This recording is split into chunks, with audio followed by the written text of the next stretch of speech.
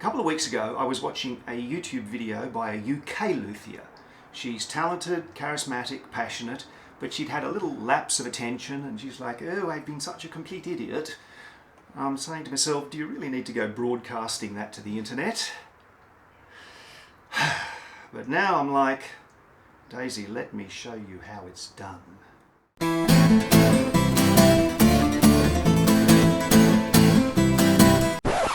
I've cut myself 8 side braces, beveled the ends like so, and I'm going to glue them in between the kerfed linings to strengthen the sides all around the perimeter.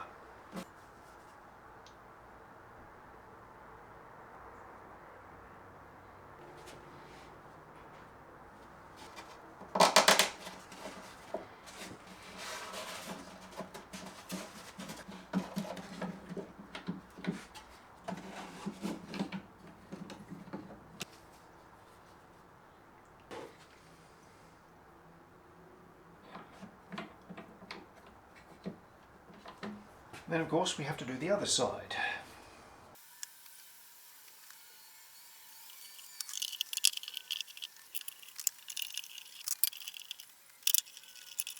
I'm now going to glue in a thin piece of reinforcing here for the pickup socket so that there will be hardwood on each side of the hole.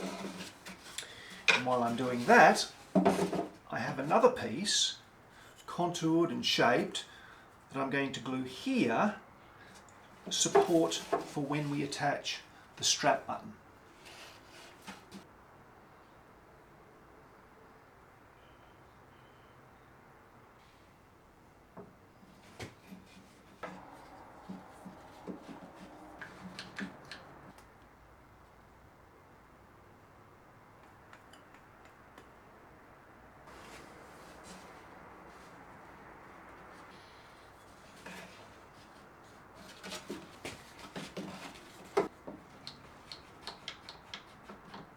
I didn't mention it earlier, but you probably saw I cut slots in the sides corresponding to where the tapered braces meet the edge. These are going to fit in and hold it in the right position as we glue.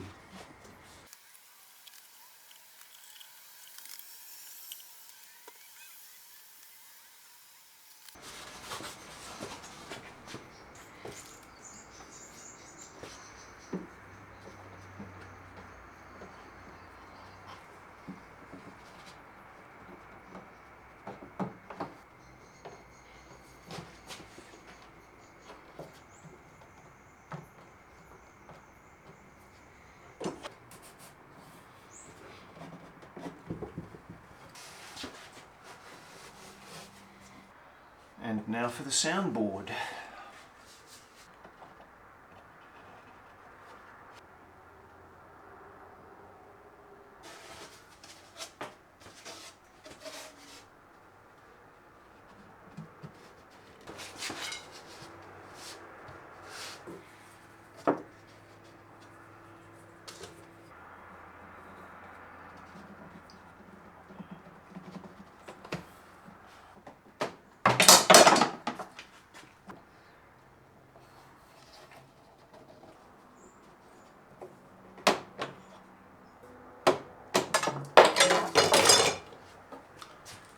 You may be able to see I'm trying to angle the rods to provide minimal pressure because everything fits and nothing needs to conform.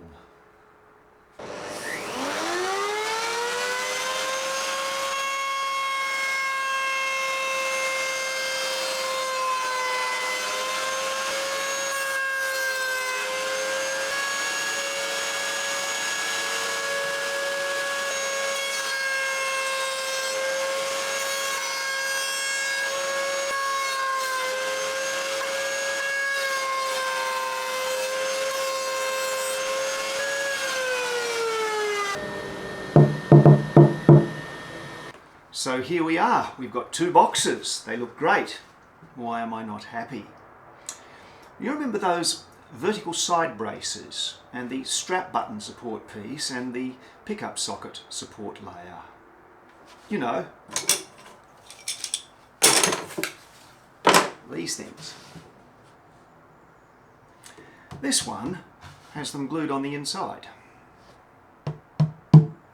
This one doesn't. I have gone and made another boo-boo, like so many times before.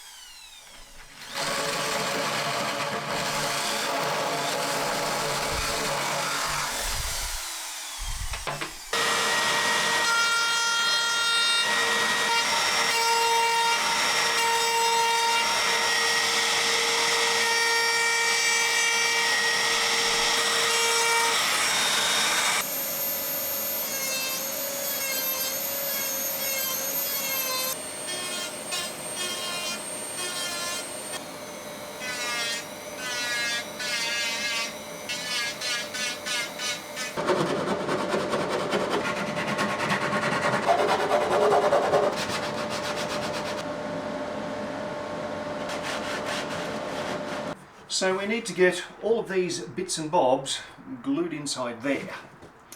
What might save the build is the fact that in addition to our sound hole, we have rather a large access port. It's going to allow me to do like the farmer do and get the job done. I've stuck a little spacer block to the sides with double-sided sticky tape. That will hold the strap button support piece at the correct height off the base.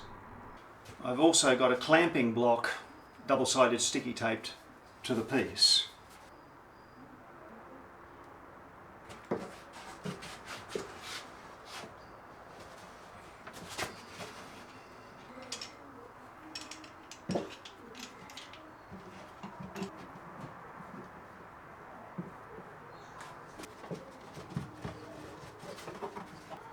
This piece of wood is the thickness of the height of the curved linings above the bottom of the guitar. This curve is the inside of the sides. So if I put that in there,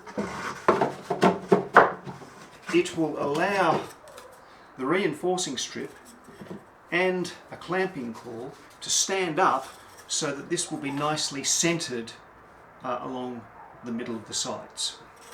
I don't know how well this camera will pick up the screen, but I've got a USB microscope camera inside the body of the guitar so I can see what's going on.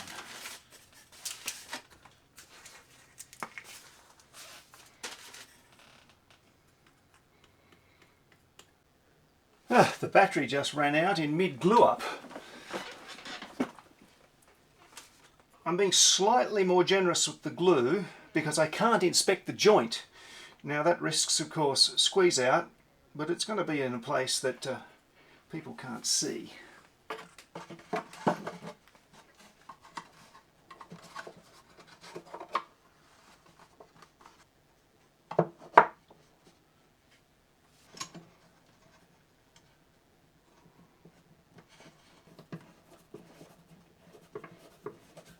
Can't do much more than give that some time and hope for the best. Pleasingly, all of that worked. The joins look pretty clean and there's no particularly ugly squeeze out. I'm now attempting to fit the side braces. I've got one in.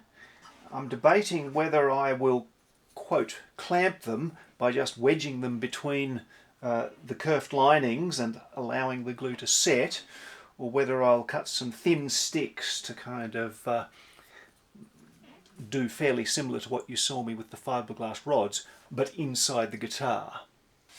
I'm using this piece of sandpaper to adjust the heights until they just squeeze in nicely between the curved linings. And I'm wrangling this camera so that I can see what I'm doing.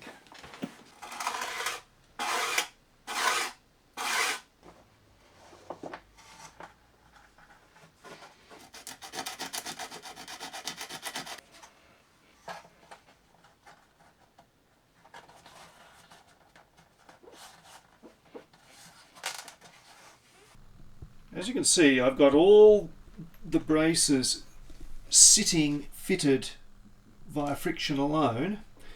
I'm going to try gluing some of the ones that are a bit harder to see using the friction clamping, as in no clamping at all, and then I'll have a look and see how effective it was.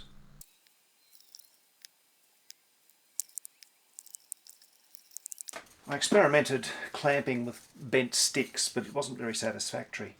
The friction fit method is not as good as clamping properly when the sides don't have the top and base on them, but it's pretty good.